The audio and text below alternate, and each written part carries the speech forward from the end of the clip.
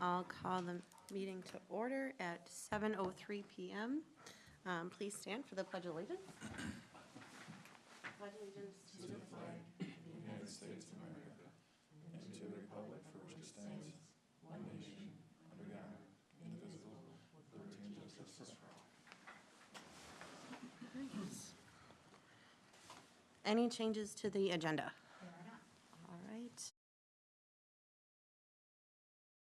Anyone want to make a recommendation for approval of the agenda? I'll make a motion. All right, I will second. All in favor? Aye. Aye.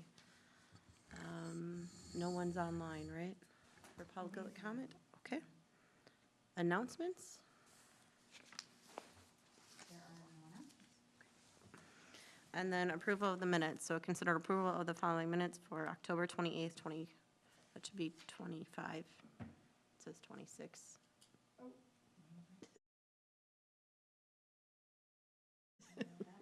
That's So okay. you're ahead of I was yourself. like, did I lose a year? Okay. I think the minutes were correct. Yeah, I didn't see anything, but now I'm curious. I did type the agenda, but I did not. So. Yeah, the date on the agenda is correct. Yeah. Yes, okay. I'll I make didn't notice anything. I'll make a motion to approve. Okay, anyone want a second? I'll second. All in favor? Aye. Aye. Okay. Looks like there's no public hearings tonight. And then we're on to general business, so consider amendments to Title 11-25 of City Code regarding residential lot standards. Sharing the screen, I have a really short PowerPoint related to this item. At the October Planning Commission meeting, staff presented some research.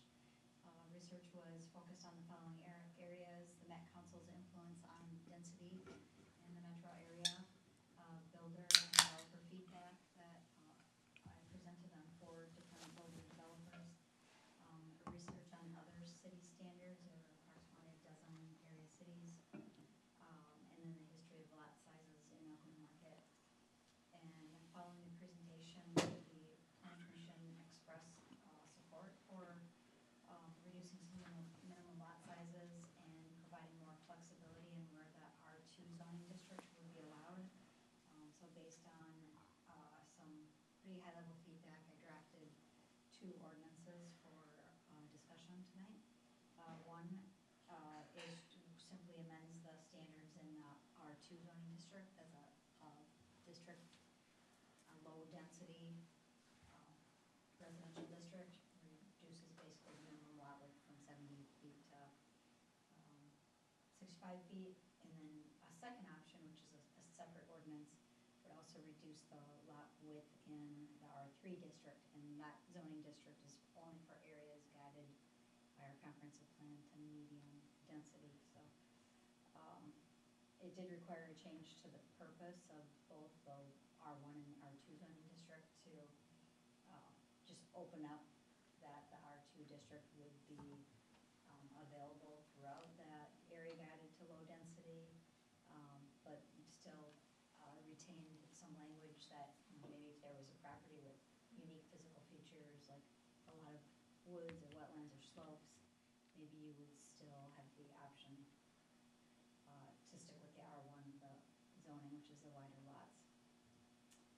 And then this table just basically shows the changes. So the current R2 standards, minimum lot size is 8,400 square feet. So my suggestion or recommendation here is, even though the lot size would be reduced in width, it'd be increased in length. The houses are they're getting deeper, narrower and deeper. So the effect is of that proposed square footage, it would be a 65-foot by 130-foot lot. And then the front setback reduced from 30 feet to 25 feet, which is what we have seen in the last several developments that we've done. Everything really back to Boulder Heights, Parkway Meadows, Highlands at Eagle View, the Preserve have all been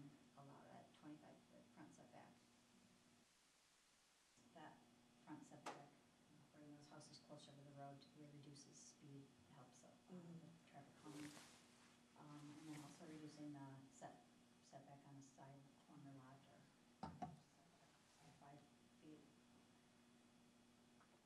And then, this table, is potential changes to that R3 district standards. They're very slight at this point. And this is currently, her minimum lot size is 7,200 square feet. That is essentially a 60-foot wide lot by 120 feet deep. That's today's standards. Reducing it to 55 feet by 120 changes that to 6,600 square feet. And the reason is just in the discussions with several of the builder developers, there's a pretty common model, detached townhome model that's a 40-foot wide house. So it would allow a 40-foot wide house by right, with still maintaining at least 7 feet side setbacks. And then anything smaller than these are different than these in either the low or medium density areas could still be approved by PUD.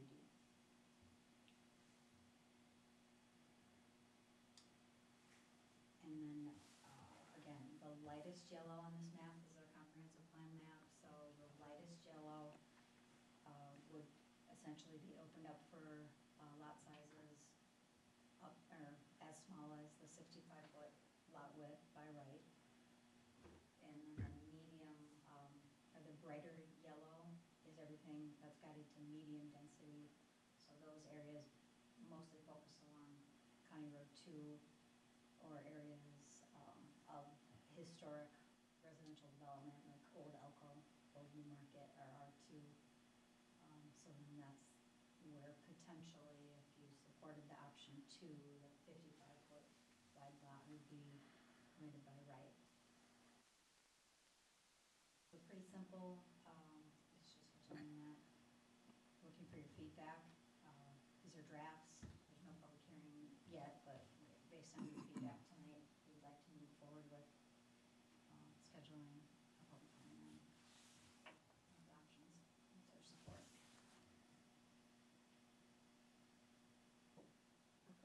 Thank you.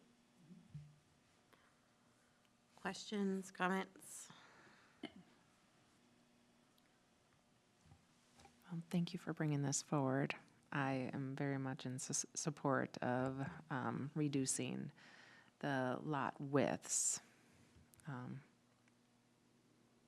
See if we can't incentivize some type of housing. And again, we're already doing this by PUD, and I think a lot of it, it streamlines staff's time. For sure, for the R2 standards, we have kind of a history of approving PUDs that are very consistent with what's drafted.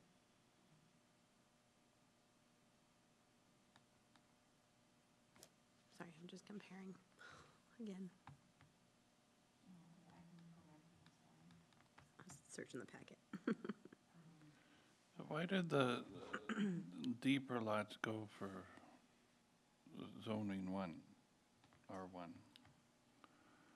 What was, It was just kind of a trade-off. I mean, you can certainly keep them at 120.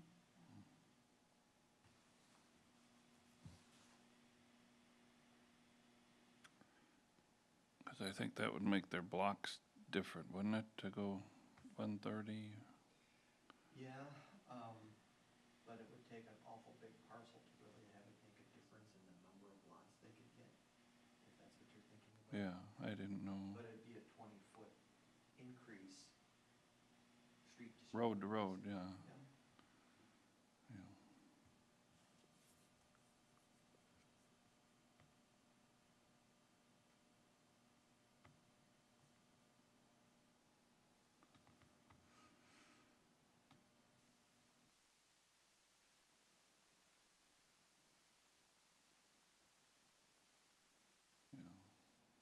Prior Lake. Craig didn't send a response, huh? He did. I can, I might pull up one of my spreadsheets. I talked with Ken.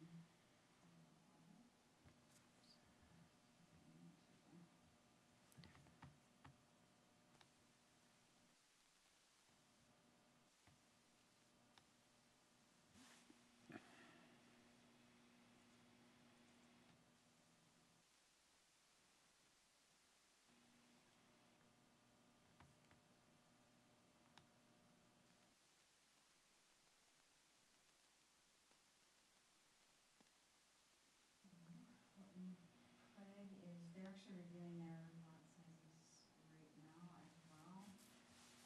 They have a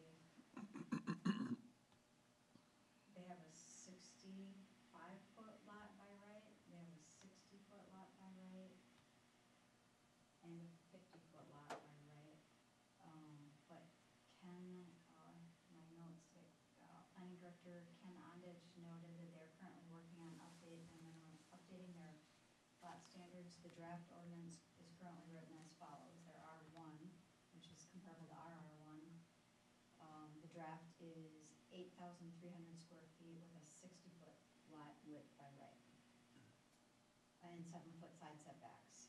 And then their R2, which is also really comparable to our R2, is 7,500 square feet and a 55-foot wide lot by right.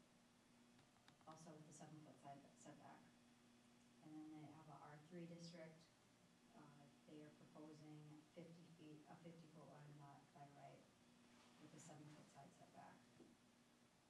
And then their R4, which is their high density district, in their high density district, they are also allowing single family detached, with a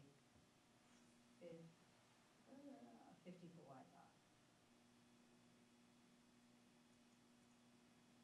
And they have smaller setbacks, I'm assuming, or no? 7 feet on that also. Really? 7 feet across the board. And, I know a lot of builders did kind of advocate when I spoke with them for a 5-foot side setback, but I think in the feedback that I was hearing from you and have heard from city council, I think there's greater support to keep a 7-foot side setback. Yeah, but I would think on R4 or 5 would be, Yeah. because those are meant to be Tiny. zero lot line, you know, but, I mean, it's like if they have to still meet the building code requirements of fire suppression and, but, yeah.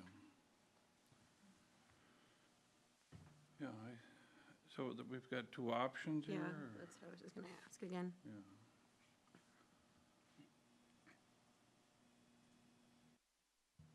I'd be supportive of option 2. But I also would understand if we wanted to go with option 1, and then next year, as we are revisiting this again, we can bring it up. So what was the main difference? 5 feet. 5 feet. 5 feet in the lot width. Mhm.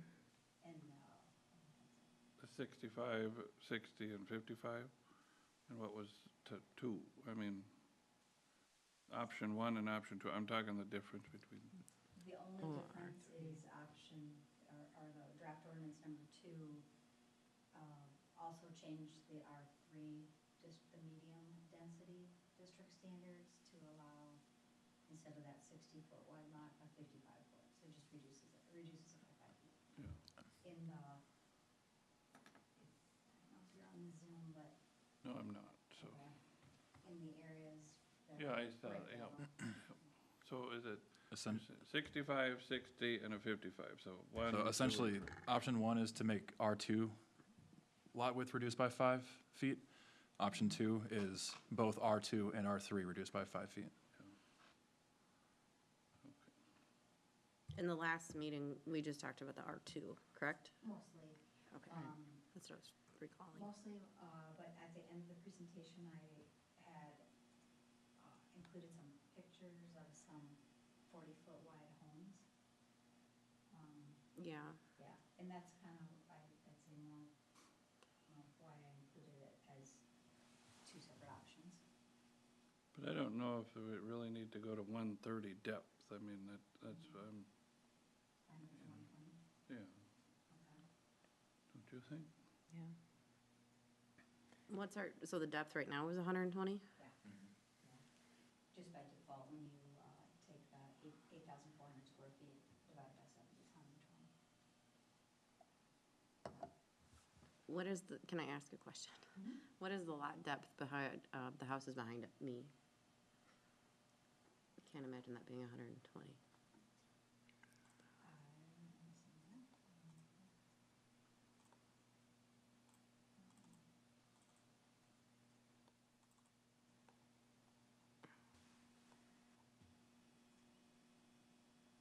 Unless they meet it because they're on a hill. Yeah, they may be a little extra deep there because we were fighting some grading issues and we wanted to get a swale. Because they don't look that deep at all. I feel like they're Right. in my living room with me. I do, and their lights are amazing. Right here? They're 138, 130. I do not feel like it must be because of that slope. What's that? Must be because of the hill, the grade. Yeah. Sure, it's also optical illusion. But the lots on the other side of the street from you, in that Ridgeview development. Yeah, those are smaller. On the Here? west side, they're. Those are smaller. So how do you do these dang measurements in this one? Like 126. Your lot was like 120, right? Mine, Yeah. No, Oh, everything wasn't. my depth is, I can't even remember. It's big. is it? Yeah. I have, well, I think almost 100 feet cross. And then Oh, those are deep, 166. one, The depth on their lots is about 145. let's say, Is that like a third acre then or something, or must be? almost, I think. I'm bad at math. Like 0.2 acres, like a fifth of an acre in Ridgeview mostly. Yeah, your lot is wide across the back, it's a good, a little bit. Yeah, I'm a pie, because I'm like on a Yeah, slight curve. Oh, I see. so you're about 75 at the road and 100 feet wide at the back. Mhm. But your lot is 145 feet deep on the shortest depth.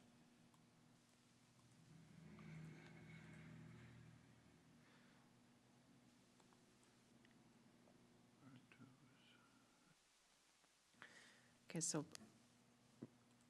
I hear you say, Brad, that you would be okay with doing option 2 and also a shorter depth. Okay, Yeah. I'd support that. And like Renee had said, anything different can also go through PUD, like everything else does, almost. Well, just avoid some PUDs coming forth, I guess. I mean, so this would, R2 and R2 are synonymous with, on your map, all the yellow. And then R3 and R2 are the bright yellow? R2 is the diluted yellow, R3 is the bright yellow. What about R1? That's- Also the diluted yellow. Yeah, that's what I said, yeah, okay.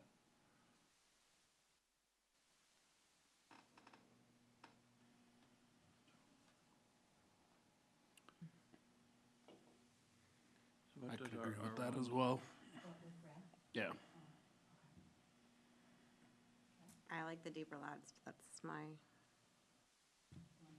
130?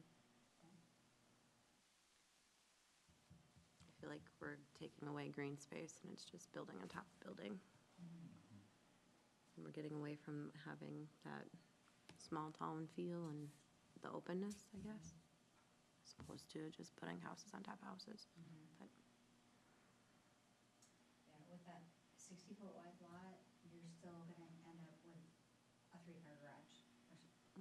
Primarily, so you're still gonna end up with the houses that you're seeing built today. With a 50-foot lot, they're gonna end up being, or 55, yeah, a 2-car garage. So a little smaller. Because they only got 40 feet to work with, so, yeah. Right. Because of the 7, that's, yeah. So, yeah, I don't imagine, I'm thinking like the R4, wouldn't you want to go like a 5-foot setback, on the sides, because they were meant to be side by side, so I mean, yeah, and the high density. in the 4, so. I'd say one factor you wouldn't want to is just drainage. It's a lot harder to get Well, I'm sure. good drainage with 10 feet instead of 15. That's my, I don't know, one reason.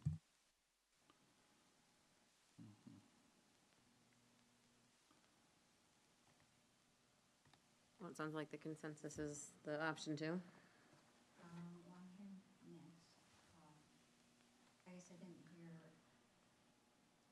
I heard kind of everybody support option one, and I think I only heard you supporting option two. Okay. I don't know if I heard you, on the medium density, 5%. I was thinking option two, just with what Brad had said, Yeah, with, because I thought Brad had said option two. that's what I thought too. And 120, so it was the three of us, option two with the 120, and then Okay, Nicole 130. okay. Was that option two though, too, right? Or did you want to wait until, It's option two, but yeah, So, I'm trying to find it. yeah. I'm confused with I'm trying to what find they it in the are, packet. so- So, like I say, I was, So option one is just the R2? Just the R2. just the oh, R2. I see, That- okay. And the ordinance, draft ordinance number 2 is amends both R2 and R3. Yeah, okay. By reducing the 5 to 5 feet. Each of them 5 feet. And what is our current R1 at? 85 85. and 120? I think we were bigger. Oh, It's 12,000 square feet.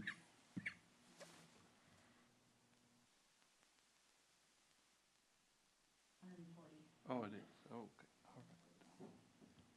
Which I don't really want to touch that one. Yeah, Because of the- yeah, We do have some really pretty areas out here. yeah. Do you think what you've seen on these developments coming forth, are they gonna fit in this category, or are they still gonna want less? I mean, Well, we're only, right now, we're reviewing 2 concept plans, and I'm gonna let you know about the second one, and just the updates at the end of the meeting, Mhm. but we're reviewing the Sullivan, concept plan for Eagle View Meadows, and those are 65 feet, and I can't remember the square footage, but I think all of the lots that he's proposing then would fit in the R2 district, so Mhm. no PUD would be required there. There is another big concept plan application that we just received in the last couple of days, that has 65-foot, 50-foot, and 40-foot lots, so that would still require a PUD. Oh. Unless you went down to 40? Wow, What do you put on that? detached They're really pretty detached townhomes. townhomes, so like Dakota Acres, the townhomes, so a typical, our minimum width for a townhome unit is 25 feet. So you could just detach that unit and put it on its own lot, and it would fit on a 40-foot lot. Interesting, Well, there's a market out there for it. yeah. You're sitting by. Yes. Well, affordability is the big thing for today, so, yeah. Oh, interesting. Well, I mean, And what happens, Nicole, just for your information, when, if we hold a public hearing on an ordinance amendment and, there's not a consensus on the, if there's a full consensus on the planning commission recommending to the city council, or it's a 5-0 vote, we'll just put it on their consent agenda, and there won't be any discussion on it at the Sure. council. But if there's any split vote at the planning commission, then we bring it down to general business, and we let them know that it wasn't unanimous. Sure. I see.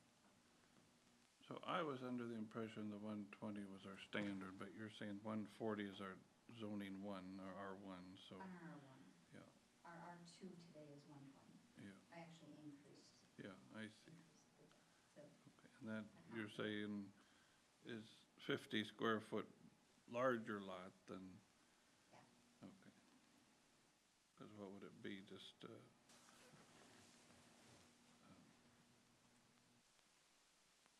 like 100 square feet less, or 120, or Be 70 square feet less. less than what's already 8,400? Yeah. Yeah, I guess that's not a hill of beans either, but I'm just saying, if, as long as it doesn't affect their quantities, you know, so if they don't come complaining about it, you know. I've got one less house I can sell. And this, That's surprisingly important. yes, I know, I know. It's all about the money. It's, it seems the width is the most important factor. All the expensive stuff is based on the width, Mm-hmm. but collectively, that extra, what we say, 10 times, it'd be 650 square feet a lot, that does add up to potentially fewer homes in an area. Per acre, you're saying, or? Yep. Yeah.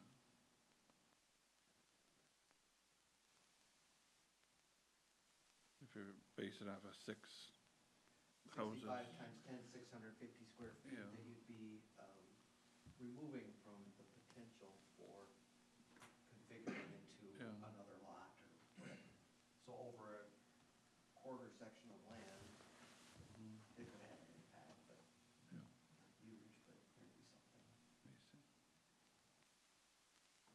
Okay. Where's that one? I'd leave it at 120. I think, when I think about one,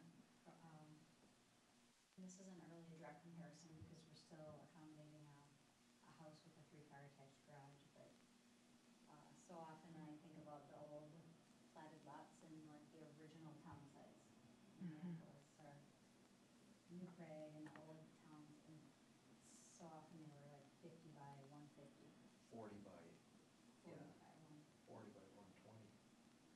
But that was an 4,000 alley, 6,000 square that foot was an lot, alleyway 12,000 too. square foot. But there is an alley, Yeah, so half access is that, different. Yeah. And detached garages and, you know, so I mean, it's a whole different world out there, so. I think the bigger issue we've seen with lot depth is on sloping terrain, where they use the whole backyard for slope. Mhm. So there's no backyard anyway, Mhm. because it slopes right up to the back, or right up to the back. A lot of So times if you were now- gonna add something, add some kind of a minimum area less than Yeah. 10% for a backyard right behind the house. Yeah, And yeah, then they have to build walls or whatever to make it work, I see. but that drives up costs, so. Mm. So I don't know that the 120 or 130 will really matter too much for that. Gives them a little more cushion if they on a sloping lot, they have Mhm. maybe a little bit more flat space behind the house, but 10 feet doesn't go very far when you're taking on 20 feet of grade. Yeah, because I know in my house, it was the same way. I just didn't have much of a backyard until I built the wall, and then, Yep. yeah. All right. So can we split the difference? Is it a 125, or? You can do whatever you choose, but I'm fine with that. so. Probably the biggest effect is, I'm guessing what you're thinking about is that you're 20 feet further away from the potentially closest that neighboring house behind you Mhm. could be. Yeah. Or an extra 5 and 10, you know, I mean, so. But I think Person- 125. Personally, I liked our discussion the last month, and I feel like I'm really leaning towards option 1. Okay. I understand the reason for option 2, but I feel like a bigger discussion, even with the city council, to get their thoughts and hear what they have to say too. I think that would be helpful as well, Okay. as they're residents here too, so maybe they can invoke more of a discussion with more people too with their meeting, I don't know. Yeah, and that's certainly an option. I probably want to talk to Tom, and I can understand before you holding a public hearing on it, that maybe you want some preliminary feedback on their Yeah, I think, thoughts. And whether, Tom meets with them individually, one-on-one every other week, so Oh. he might just collectively, in that setting, he can't tell the other one, he Right. can just ask for their individual feedback without letting them know how everybody else feels, but if Sure. he's at a city council meeting, then they could discuss this all. right, And see what he- Yeah. how he wanna handle it. It would definitely delay this out to beyond January, probably. From soonest that could be implemented is sometime in February then.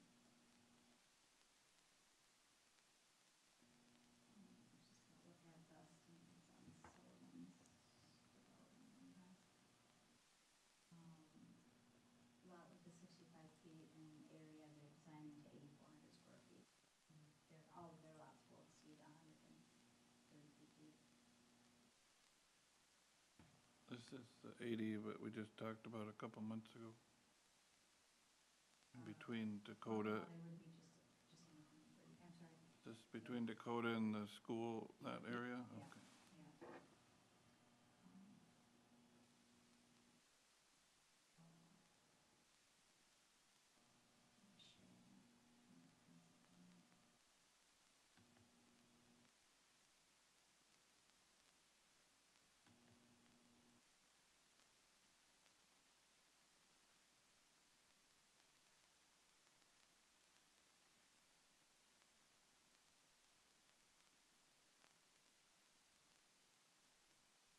What's Boulder Heights lot depth? 120. Are we getting any negative feedback from those folks? Boulder Heights is south of the, Oh, oh. yeah. Mhm.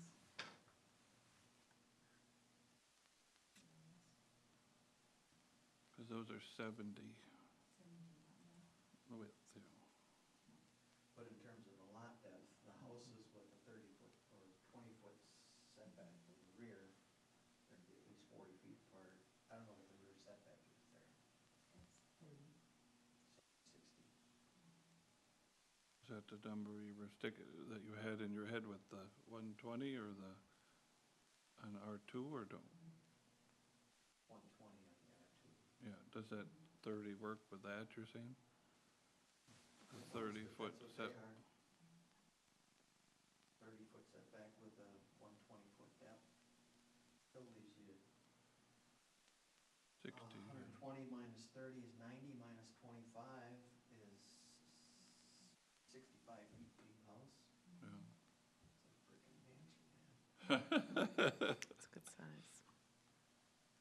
Yeah, they're not building smaller houses on smaller lots, I feel. They're building still big houses, so. Yeah, On this type of lot, they're still gonna build, what we're seeing is they're building the bigger houses. Yeah. I don't think you're gonna get the smaller No. houses until you go to those smaller lots. oh, yeah.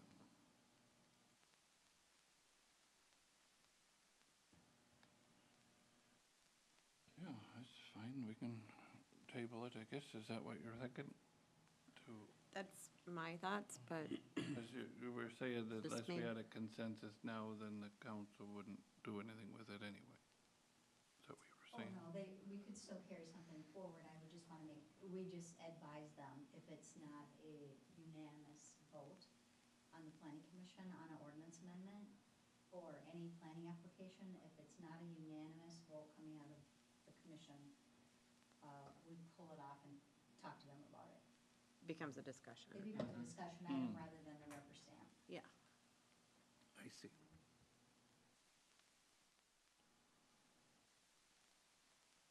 I think, is the question of maybe wanting more council feedback pertaining more to the R3 standards? Yeah, well, I would like to know their thoughts on the R2 standards as well, but specifically R3, yeah. Okay. I think that, I mean, we know that they know you're reviewing this. Mhm. They know, there isn't any, like, serious red flags about you doing this. Yeah. I think that, we'll certainly absolutely take direction from you. I think moving forward with R1 would, or just the first draft, Mhm. wherever you end up with 120 or 130-foot lot depths, they're gonna support it. They're gonna support it. Right. Okay. So Well, like I if say, you I- wanna take The option 1 you're saying, and then just the draft change number the, one, yeah. if you wanna take the draft number 2 off the table, if you don't feel comfortable right now with the R3 standards, we can do that. I would feel comfortable doing I know we're gonna be getting an application, I believe sooner than later on this development that's on the screen, and it would be nice if we know that there's unanimous support here for the 65-foot wide lots. It'd be nice to continue moving forward with that for the R2. I see. Why do we split the difference, make it 125 and then the 65? What do you think? What do you think? I'm not opposed. How are you? Are we doing option one or option two? Option one, and then And- just the depth, to get it closer to that, not going over in square footage, just keeping it close to the original 4,800. And just go 125, and what would that make it? You said 65 by 125 is, it was like 60, 55 is 8,125 square feet. okay. Okay. Yeah, and I apologize, I mean, we never talked about lot depth, I just kind of took the liberty to make some adjustments. See, and I support 120 because that's what other cities are doing too. Yeah. Oh, is That's that what we're you're doing in showing here? I'm Northfield. just trying to glean all that from here, and it's, But again, we're going to be reviewing all of this next in 2026. So, I mean, for our getting something, yeah. mapping, you mean? Comprehensive map. Well, I think in 20, that's, I don't know if that's a fair assessment. I think we'll be doing community engagement in 2026, trying to get feedback from stakeholders and residents. so what does changing going down to Brad's suggestion to 125 feet deep, will that impact this or this development or no? Okay. Well, I'm willing to vote whatever will move this forward for everybody. It wouldn't impact the proposed development. Okay. And at the same time, I don't want to change the standards development. I want to do it at a Yeah. policy level. with Yeah. the Mhm. Because what are, we aren't talking R2 then, No, just just do doing R1, or R2, R2, not R3. yeah. Yes. Okay. There's so many twos and threes at once, it's so confusing. Right.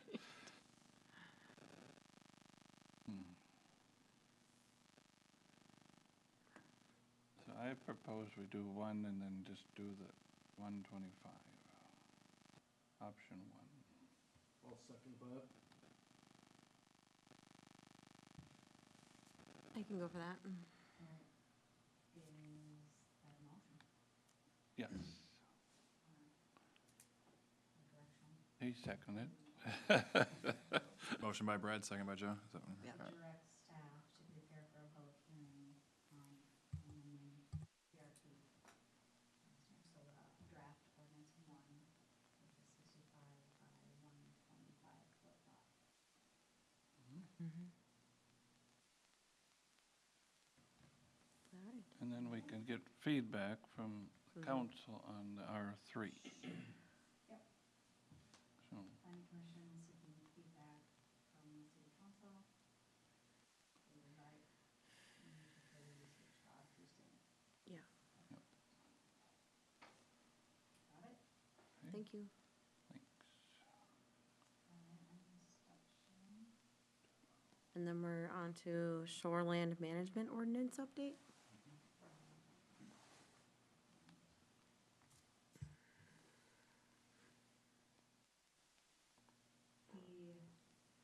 This is really just an informational item, that the city was put on notice last spring, that under Minnesota statute, any city that has DNR protected water, within our municipal city limits or growth area is mandated by law to adopt a shoreland management ordinance.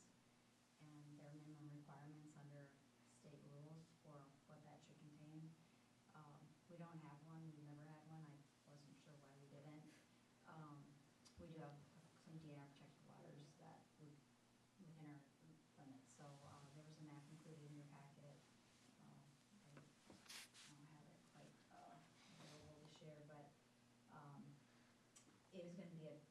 big impact if we look, so a shoreland district is 1,000 feet from a DNR protected water or 300 feet from a DNR protected stream or river. And we did a GIS analysis just to see what area would be affected. It's a pretty significant area. And then when we looked at the model ordinance, there are minimum lot sizes and impervious surface, maximum surface requirements. Parcels within some key corridors. Unfortunately, there's some wetlands that are kind of along County Road too, so it could severely impact our commercial development or the programmed commercial, industrial, which is kind of contrary to, so we had a meeting with them and tried to express our concerns. They seemed, asked us to put in writing, which we did, and they said they would get back to us.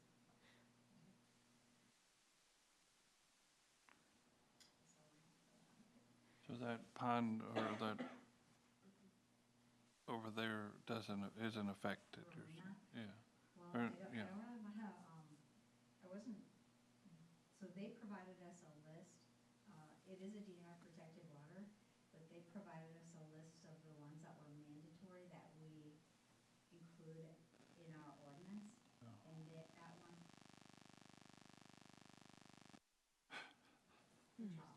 So, and one idea that I had was, I'm, laying awake at night trying to think of ways to negotiate this. Maybe if we could take one water off the list and add that one to the list, I don't know. Yeah. Because we're hoping to have like a trail system around the rest of that Rowena Pond at some point in the future, and like development there could be a ways out, I think there's pretty active farms on the west side. Yeah, that was talked about probably 20 years ago, the trail around there, so. And they talked about a marsh walk maybe, and, so. There's still a trail shown around that on our park and trail plan. But have any of those lots on the north side of that sold now, or no? Up, behind you, Behind you, all the ones along the water. yeah. I think the original developer should have those lots. Oh, okay. Because I was like going through there, and I was like, oh, there's no houses there, Maybe they don't like the 80 foot of whatever, yeah, or whatever the number is, I don't know, so. Yeah, Chase Development retained those 4 lots down there. I haven't heard anything from them, so. But I saw they had stakes in their yard, or like a signage, yeah. Like an advertising sign? No, like a sign that says you, DNR protected water, or Oh, yeah. you cannot build beyond this point, or you cannot mow beyond this point, or, Our code requires a Yeah. vegetative buffer. yeah. And so I think it's important to let the people, when they're buying the lot, to know that that's a requirement, because they're gonna mow right down to it if they could, so, We're yeah. putting it on most of our developments now. If there's public land or wetlands behind, there's a sign. That they have to People put, don't yeah, Go back there or dump their stuff back there. yeah, Build their chicken Fill coop it in. on city property. yeah. It was one of the suggestions in the meeting with the DNR, is they said really, all of our lakes are classified as natural environment lakes, which is where they want the greatest amount of protection, the greatest setbacks. And there was a suggestion if the city could take, from the ordinary high water level of the lakes, 75 feet back, and that the city would take ownership of that area.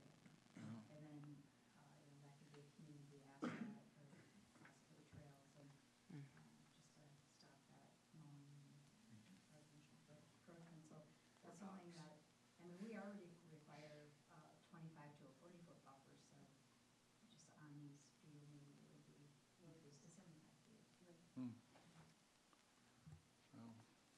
The shoreland is pretty relatively low impact to low-density residential, but the issues come when you're looking at commercial or industrial and high density. It just isn't accounted for in their model ordinance, so.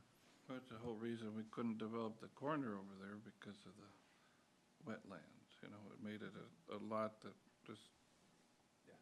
didn't work for any of his plans, so, And then there's a conflict between the DNR ordinance and what Met Council is telling us. So we have a lot that is zoned high-density residential, like by the roundabout. And so the Met Council is telling us we have to put density there, and our own comprehensive plan says we have to develop that at 10 to 30 units per acre.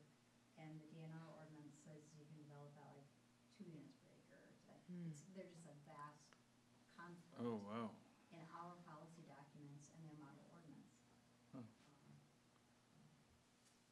Good luck. Yeah. We'll support you, whatever happens. So that's this green highlighted map or whatever that you're referencing, the wetlands and, Yeah, that green area around it is the buffer. Yeah, Yeah. yeah.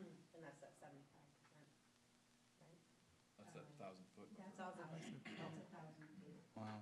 So everything in there is supposed to meet their design and density requirements. Of which one? Of the DNR? The DNR, And which is 2.5 per acre or whatever? yeah. Oh, Right. this will impact It then the encompasses future so much area development along the highway around, too. Yeah. They want the higher density. Yeah, So county this review is- could be completely changed. yeah, I was gonna say even And even around the developments that we've already Speedway. approved, it, And it, The this is as- townhomes. This is equally as Yeah. concerning. It would impact. Yes, 'cause- There's 2 lots available left in the Anybody industrial on, park, and that takes those out one of them. developments that have already been approved, if they want to add on to their home or. So what add was the a impetus accessory structure to in their backyard, them doing something now, oh, decades later? I see. I don't think there's a valid reason. I think they just maybe figured it out. But we are the only city that I've ever seen that doesn't have one. Doesn't have what? A shoreline Interesting. Ordinance. It's pretty, I haven't extremely worked in that common. many municipalities, but I would agree, I've never, I kind of question why we didn't have one. Right. Kermit's talked about it many times over the years, but it just never hit the ground. Wasn't really never a driving need for it, so. Right. We don't have much shore, it's swampland, I guess. Yeah, this, I mean, the city really had no staff when the Right. cities merged. So there was probably a lot of other things that were We had being other fish to answered. fry. Mhm. Yeah, So sewer plants and. do we, is there an opportunity to push back a little bit? I kind of heard you saying a little bit, because this is going to impact a lot of future development. Holy Hannah. Yeah. And look at the big lot in Park Act 85, there's the 50 acres they Yeah. spent $5 to $10 million developing an industrial park and putting in a road, and it takes out half of that lot. And the, They're looking for 25% impervious surface. Or, yeah, 25%, so 75% of it. no. Oh, in a commercial, Oh. yeah, Everywhere. yeah. Oh. But in a residential lot, what is your percentage? You can get away with it in a residential lot, but Yeah, impossible in commercial industrial. Mm-hmm. because of all the paved and roof under, yeah, like 10 acres under one roof and, yeah. Mhm.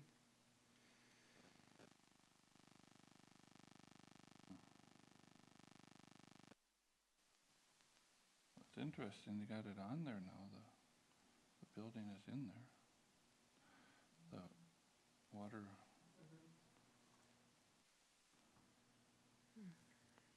So it's pretty current and the roads up here are in there, so, Yeah. Yeah. Yeah, it's, I just made this map, so now all the Huh. developments are up to date. it's kinda interesting to see now what Nick did to this land here and, you know, what it could look like, I guess, is, you know, what he's got done is pretty cool. So, Yeah, with grading and. yeah, better than what it had been for 30 years. So, yeah. You ever drive up there and drive to those dead ends that face this way and, I have Yeah. ones up here. and then try to figure out what could happen? It just kind of, it looks big. I mean, the lot or the land that Nick and his partner own there. They're working on a concept plan, I think, because an engineer has contacted us for, what the setbacks are, what the minimum lot sizes are, so I don't know what they're working on, but they're working on something. What discouraged me was driving down Riley Road I'm sure, and looking to the right and seeing, yeah. oh, those are supposed to be lots over there. And there's no curb cuts. It's supposed to be lots. And there's a big ditch. On the west, Yeah, south of James. North of James. James, North of James. south, The party's not over. yeah. It's not, yeah. Bart, Bart ended up at the very last minute after they were laying sewer and water line, utility lines, paying to add some stubs in there. for those north ones. On But the the south south ones, ones. he added stubs. On the north, they couldn't come to terms, so that's just still an open question. Really? Mm. I thought they negotiated those because those were on the plot or the, Yes. It's always been the plan, but we can't make anybody. yeah, I know.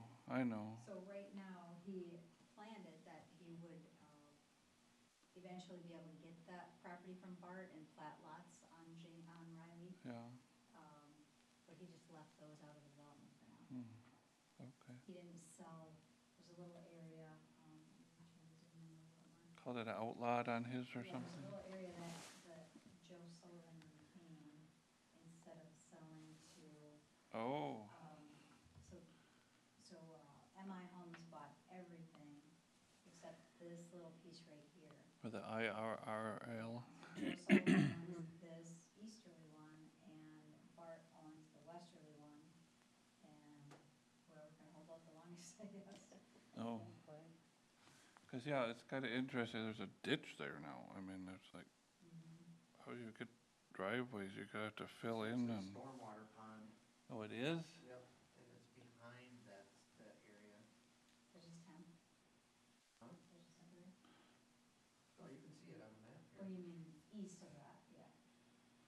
West of that little piece, Sullivan kept is where the pond is. Yeah.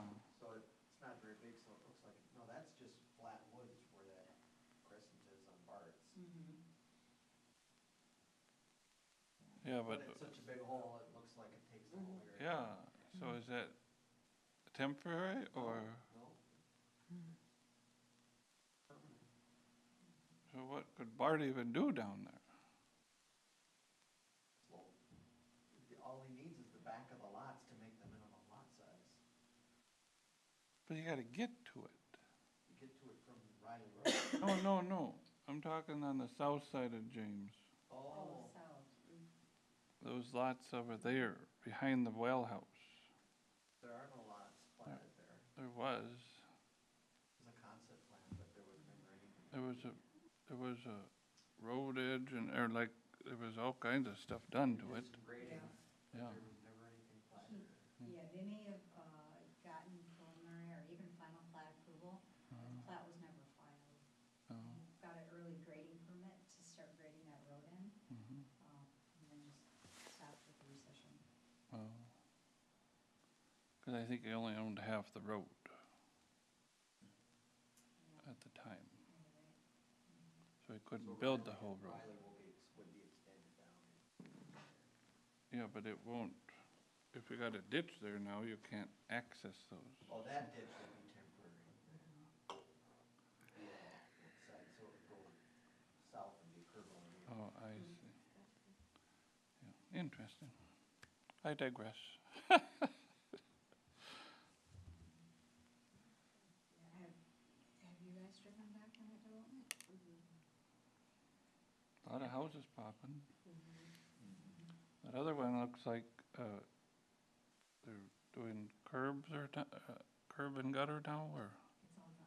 It's Streets paved. are in. Oh, it's paved up north there? Okay. Yeah. I have a friend that did the huge backhoe machine up there, so he ran it, so that's what he does for a living, so.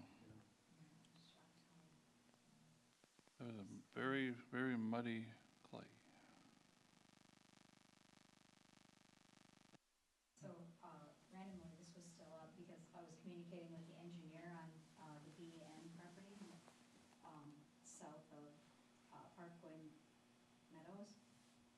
so the city would like to acquire this piece in between, so the city owns this, then we'd like to acquire this from them, and then the city owns these two pieces, so it would be the future campus or campus and park. So we're asking them to try to design around that. Some of it will be park dedication, but we'll have to purchase additional, 2.5 acres or so. So it's 4 acres is what you're looking at. About, yeah, yeah, I'd like to pick it up at this corner, somehow match it in here. Right. Like this area. You don't envision any road coming through there, We do envision a road coming through there. but if the city But has there the may be one on land. the other side of City Hall, so we have to see where the conditions fall. Oh, Both I opportunities. see, Gotcha. We don't think we need both. I Right, just see, the one. okay. The city, city now owns these, so Which preserved, well, these 3 parcels the city owns, to try to preserve the ability to extend that. Oh, okay. And if the other one gets extended first, to provide a secondary outlet on that James Parkway, then maybe the Riley Road isn't needed. I see. Makes sense.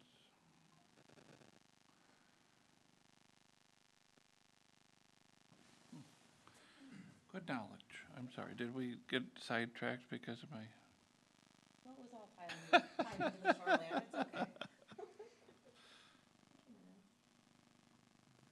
And then we have the zoning ordinance amendment priorities. Yeah, this shouldn't take long. We just have a small list of, what is it, 1, 2, 3, 4, 5, 6, 7, things that we think are important enough to look at our code and consider amending and bring it back to you guys. So I think there's 2 ways to approach this, 1 through 7, 1 being the most important, or high, medium, low. I think maybe unless you guys feel otherwise, maybe high, medium, low priority is the best way to go forward. Maybe I'll just go line by line and kind of preface my opinion on it, and we'll go from there. So the first one is data centers. It's that's in the news a lot, very controversial. I think that's very important for us to get some language in our code about. What do you guys think? I agree. Okay. Big deal. And they're popping up everywhere. Yeah, absolutely. And it's a big impact. It is. So yeah, okay. Consider that high. My personal opinion. No, it's no, a pretty fair opinion. They're pretty, large, controversial, high water users, things that, yeah. I just want to add one more thing onto that. So I think on the ordinance description, I wrote the zoning ordinance does not currently contain a definition for data centers. Under the current code, a data center would be considered a warehouse distribution facility, which is a permitted use in the I-1, I-2, or B6 zoning district. But there is one caveat to that. Most of them do need a lot of water, and we have a separate part of our code that requires, We couldn't serve it. yeah, We couldn't. right, we couldn't serve them. Okay. That any water user that exceeds 10,000 gallons a A day day or 1 million gallons a year. requires a separate agreement with the city council. So that might, there's kind of, right now I'm not super concerned about this. I do think it's an important issue, and that's why I added it to the list. But you have a safety net right now, because they need a separate permit with the city council, and we don't have the ability to serve them. And under our new code, if we don't have the water, we don't have water. They're not going to be forced to, yeah. It's not going to be knocking on our door anytime Right. soon. Right. Yeah. They wouldn't knock very long, because we'd tell them we don't have capacity. Unless you want to wait 8 years and help us pay for By then doubling it our might be treatment. changed and it may not even be a thing, Right. you know? Okay. Good enough. Thank you, Renee. Yeah, I didn't know that. Moving on. Exterior building materials, steel roofs are currently prohibited by city code. I'm not going to act like I know much about this, other than that Gary, our building inspector, asked me to add this on here because he sees value in it being permitted. They're becoming more popular Yeah. for longevity purposes. Well, there's differences in steel roofs, they're not all, it's not your grandpa's steel roof. Mm-mm. No. Right. Yeah, they're making different products. so, Yes. And we would make that clear. We wouldn't allow like an aluminum, a tin roof. A lot of them are the shingles that are made to look like a shingle, but they're metal, right? Is I that think what I was you're even- referring to? Yes, that's what I'm referring to. In the literal interpretation of our code. No steel roofs, we Yeah. can't allow that. Mhm. Right. So Okay. this is just, again, doesn't mean that we have to prove anything, it's just maybe just research it and provide you with information. So I would say, I don't know, low to medium. It wouldn't take a lot of time to do, honestly, so I was thinking medium just to get it done. it's an easy one to get off the list. Relatively easy one. Yep, All right, meeting. good with that? All right. The next one is screening. So review screening requirements for commercial industrial uses and residential buffer screening requirements. Renee, do you want to expand on this a little bit? I'm not sure exactly what it was there for. Well, one thing specifically is that there's say if there's a residential area that's adjacent to a county road, like County Road 91, over by Highlands at Eagleview, and they want to do screening, or they have to do screening, our code requires that they do screening, and our code currently doesn't allow fencing for screening.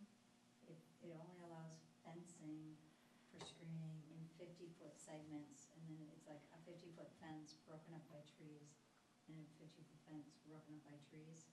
Does that make sense? So in Highlands at Eagleview, we allowed them the option to put in a continuous fence or continuous landscaping. They're fighting some really serious grades there, so they don't know where it's gonna end up. But that had to be an exception to the code allowed through the PUD. Mm-hmm. So are you following me? Yeah, That's I'm with you. basically the concern. 'Cause Yep. You brought it up recently when you were issuing the fence. I thought that, yeah, so, Searching out the fence permit, you're like, well, Yeah. the code only allows a 50-foot long fence for screening, and yeah. in some, I don't know, and when I drive through other areas of Twin Cities, like, in the newer, national housing developments, a lot of times it is fencing versus landscaping, so just to discuss that, Okay. don't have anything preconceived on the outcome, but want you to be aware Mm. of what we allow for screening. Probably a medium. Or medium or low? I think that's appropriate.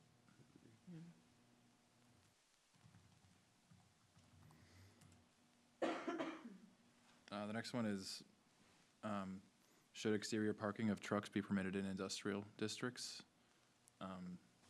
Permitted or accessory use or conditional?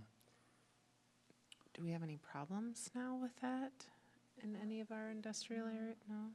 We don't necessarily,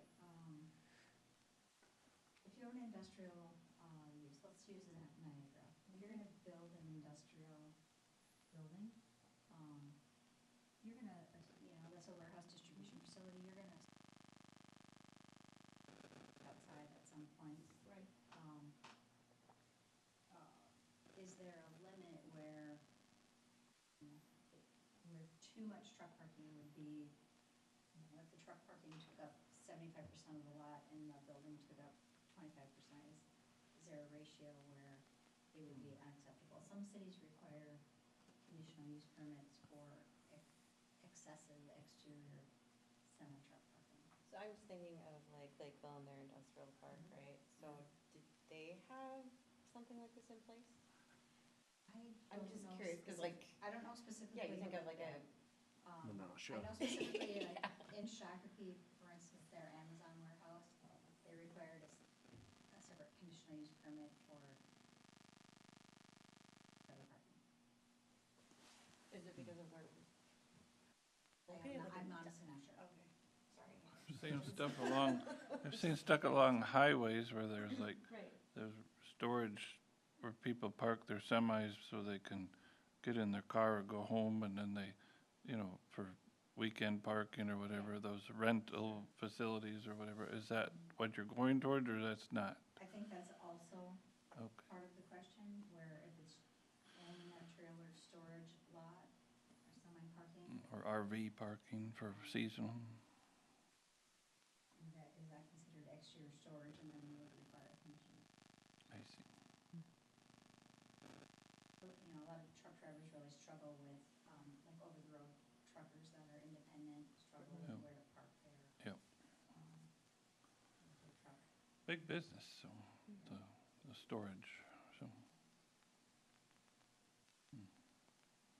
But do you want a use like that that's pretty minimal investment Yeah. in terms of employees and buildings and value, time or something?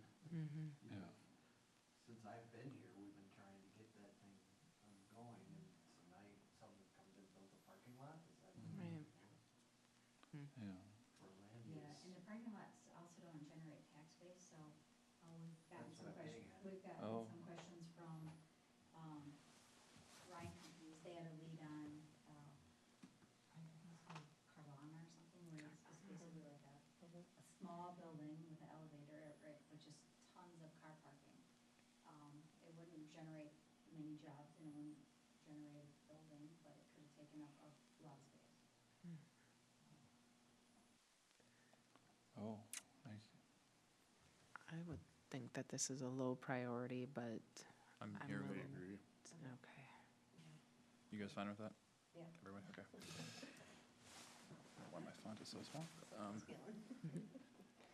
The next one is the sign ordinance, reviewed in its entirety. I'll be blunt, this is extremely time consuming. So for that reason alone, I would say to not make it a high priority, because it's kind of, and it's also Renee's baby. So like she would be doing the work and she's already got enough going on. So we just didn't want this to get lost, but it's kind of been on this list, I think, well before I started here, as something that we, is, We've gone through it a few times, I think, so.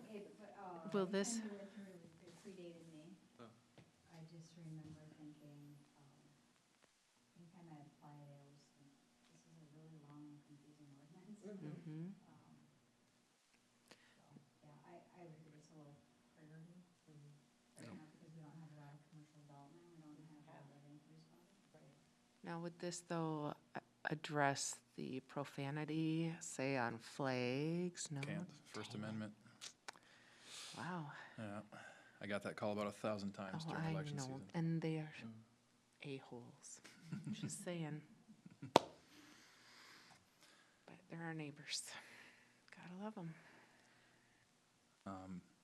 Short-term rental ordinance, this is pretty much based around Airbnbs and VRBOs. I think maybe not in the last couple years, but it was becoming very, very popular for a while. I'm not sure where the trend is today, but I think this is worth looking into soon. Do we have a, We do we have a rental, do we have a rental registration yet, No. or no? No. Okay. We brought it, we suggested to the council a few times, and Yeah. they, we have new faces on the council, so maybe the answer would be different today, but Well, from experience, so in Northfield, we just added short-term rental as a definition, and we've been working with the state too to collect the taxes from those. And we only have like 40 in Northfield, so I can't imagine how many short-term rentals, like for, yeah, for With Airbnb. 2 colleges. yeah. Mhm.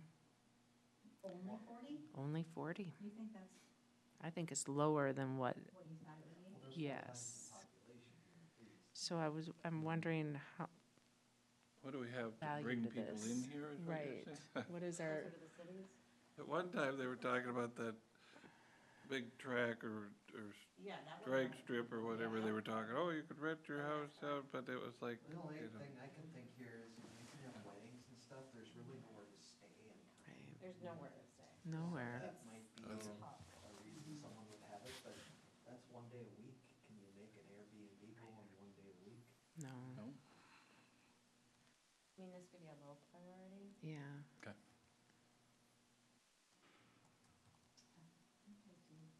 We do have a couple. Are you Googling it? Oh, in Boulder Heights? Really? Yeah, found in the new folder, it's, Oh. two rooms, and half a full. Mhm. Oh, you rent a room? Yeah, you can that's- rent a room, you can rent a Oh. basement. One of my friends, he lives by himself, owns like a 4-bedroom house, and he just has an open thing. If you want to stay there, you can stay there, and he doesn't do it to make money, just to pay less on his mortgage, essentially, just to a couple $100 a month, or he'll have no one stay there for 2 months, he'll have one person stay there for a month straight. It just is different all the time. Oh, I think of people traveling with their business and Yeah. stuff. Yeah. and- A studio apartment in new development, 1 bedroom. 1 bedroom. That's in Boulder Heights. $500 for 6 nights, or place to stay in open market, a bedroom and a new development, so.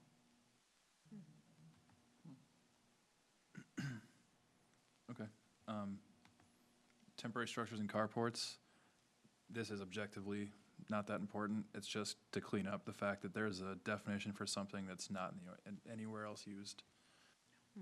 So it's we have definitions for everything that's in city code, but it's just a waste of there's no reason to have it. Or we would add, the alternative, we would add,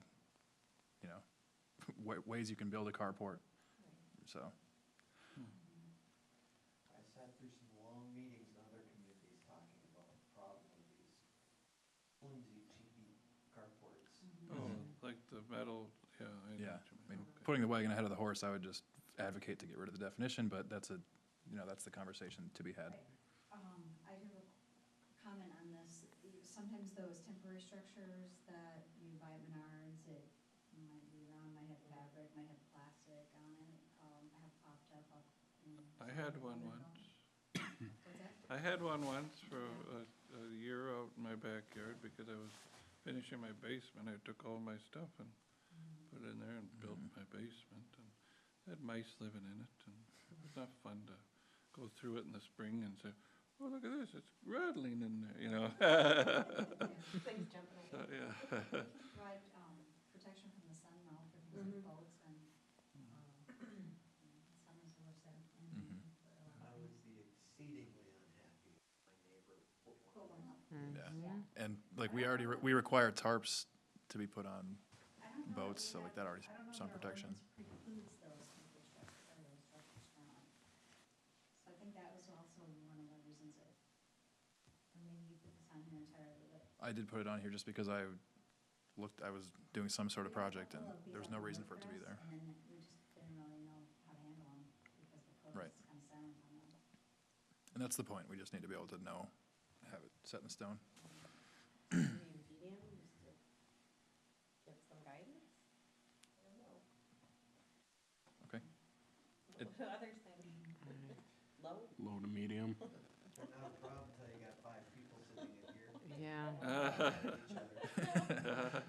We want people here, right? Right. Here. All right, low, medium, I'll say then. And the last one is secondary driveway access. We did issue a conditional use permit recently for something of this nature, and I think there's room to grow and be more clear and concise in our city code.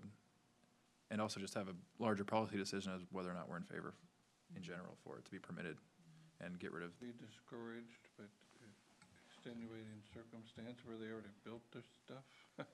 Right. When we were processing the conditional use permit, we realized that Yes, the criteria weren't well laid out. it was extremely vague, and you could argue either way. It was- So yeah, we that's the were- number one fix, I think. Internally with staff, but we meet every week with, the city engineering staff, public works, city administrator, and us.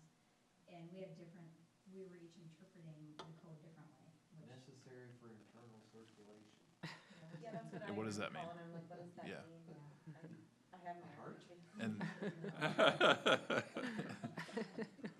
Okay. So you're thinking a higher one? I'm thinking medium or high. Yeah. I'm thinking this is a Okay. little bit, yeah. Okay,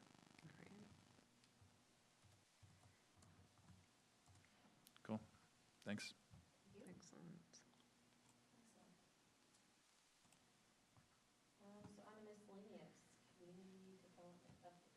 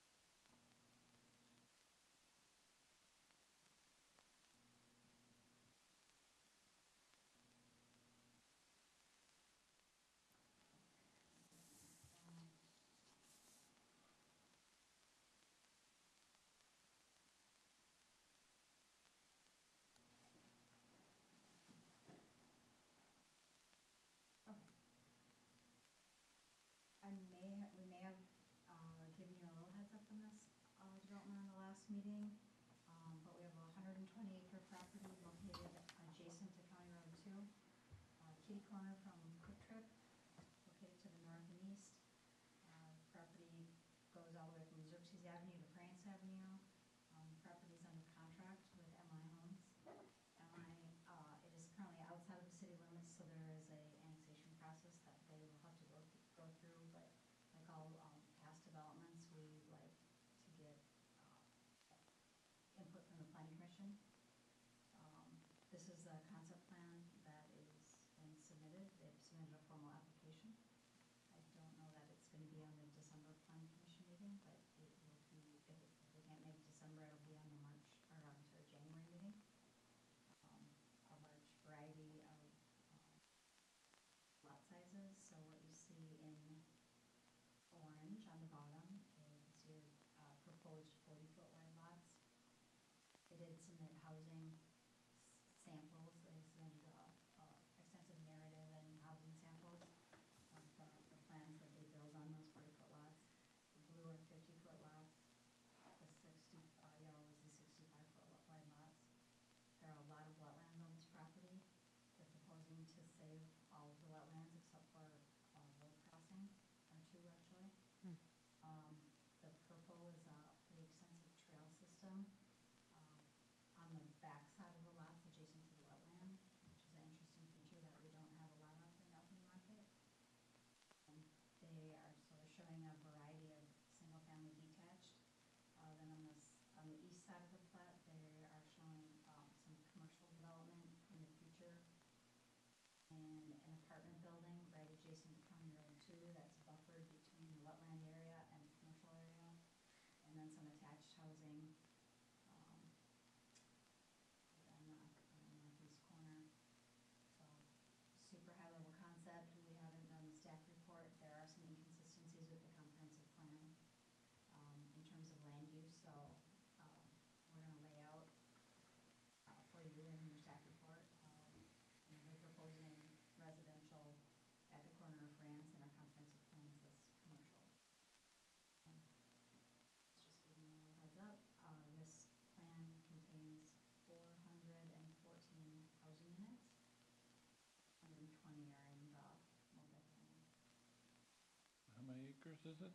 120, I think 25, I don't know, somewhere, I can't remember if it's 15 or 25 acres of wetlands. What's the density then, right now? On this, the overall density, It's 5. 5 units per acre is what it says. Oh.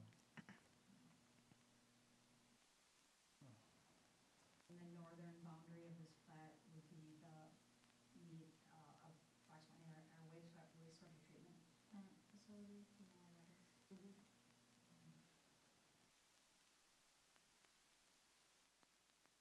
This development also triggers an environmental assessment worksheet. That's another environmental process that's required under Minnesota rules. You mean our water treatment plant, Yeah. not wastewater treatment plant. I was like, we don't drink that, so, You're right. yeah, Well, yeah. plant, the water treatment plant.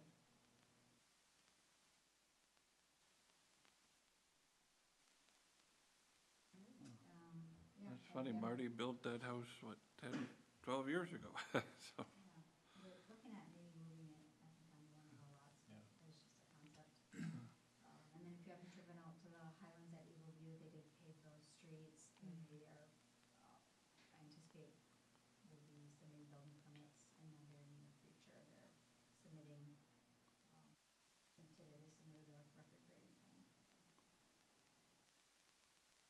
Is that a deep pond up there, like way deep? Yeah. Oh, At Highlands? I just drove by and I was like, look, it's deep, so. Yeah. Is that because there's all that land to do? Dirt. Huh? They needed the dirt, and Oh. it doesn't hurt anything for it to be extra deep. They Oh. actually work better Oh, when there's extra depth in the middle, so. And we got an email late this afternoon, actually, that they're starting the design on the second phase of that already, so we may see the second phase of the plat.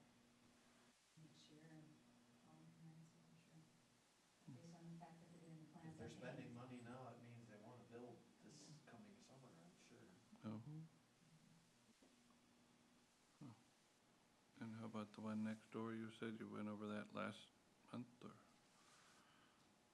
Sullivan, or? Oh, to the east of Highlands. Yeah. Yeah. We Yeah, that just was- had that up on the screen for, Yeah, it wasn't an agenda item, last month, but he has petitioned annexation, and we've drafted out documents, and we're working with the township right now on the annexation. Um, In the best case scenario, the annexation could be complete around the end of the year, and, he would apply for plat approval right away, zoning plat approval. And then they would have to pave Dakota up to it, or no, or was that plan? Yeah. Yeah. after 2/3 of it. Oh, Well, they're gonna start on the west and work their way and Yeah. then do it, okay, all right. Yeah, the utility, their access to utilities is on that west side over by the Highlands. Mhm. I see. Has to start. Yeah, okay. It's going to Parks Commission in December.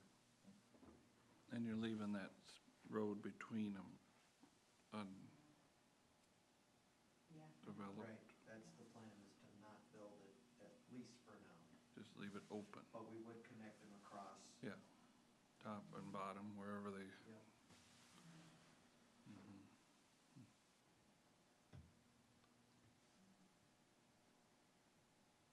So we didn't have, I'm just trying to see.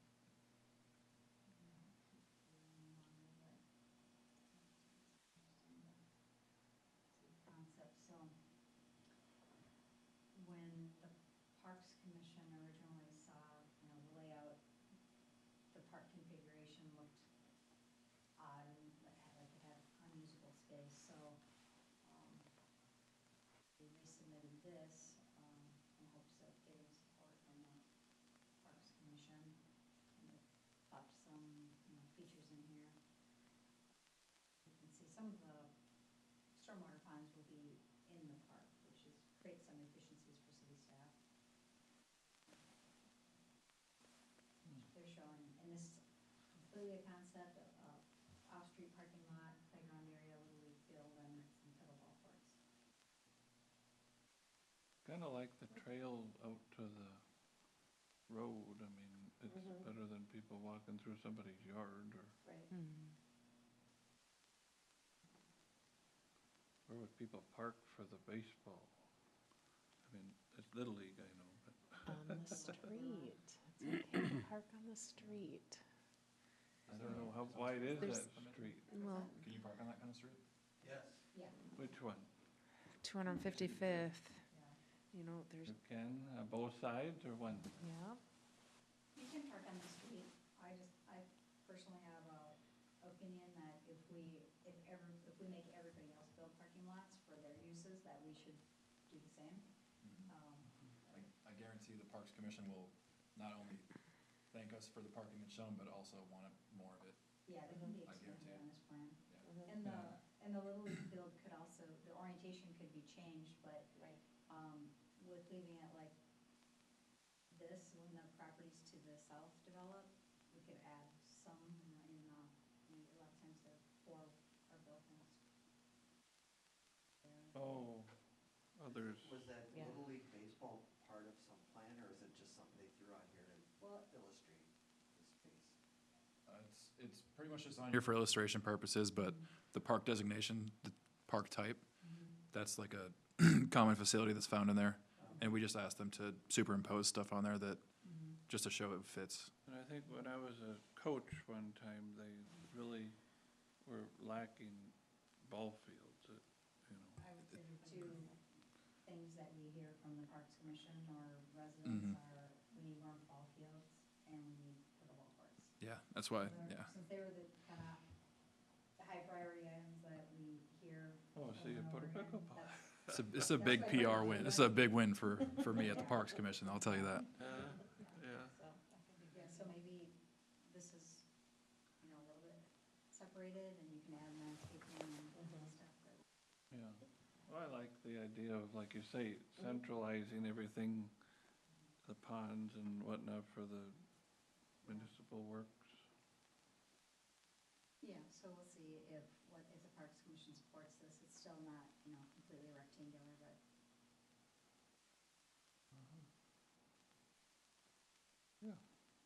Nice. Is, what's the name?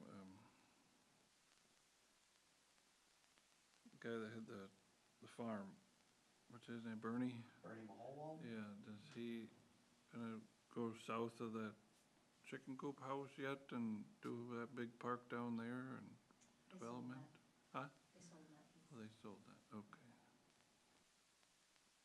Okay. It's no longer in the family, I just, some of the siblings had died, Bernie's not doing well, and Oh, wasn't gonna be realized in their lifetime, so. I see. And the utilities down there anyways. Mhm. That's all I have. Do you have any questions? Any questions? Excited to see growth happening again. I mean, it had a long dry spell. 20 years? Yeah, Yeah. I mean, on the west side, so south side and east side was Lakeville that And that's grew really more. only been two, Yeah. three if you count the preserve. Mhm. So, yeah, it was, Yeah. There needed to be. Not that one. So we leave our bags here then too with these? I'm assuming just let it in their bag and just leave it somewhere? Just so we have, just so we have the laptop and so we can log into it. Oh, no, I changed my password, so you'll never get into it. All right, anyone want to make a motion to adjourn the meeting? I'll make a motion. All right, I make a motion. Anyone want a second? I'll second. Motion second, all in favor? Aye. All right, meeting adjourned at 8:32 PM.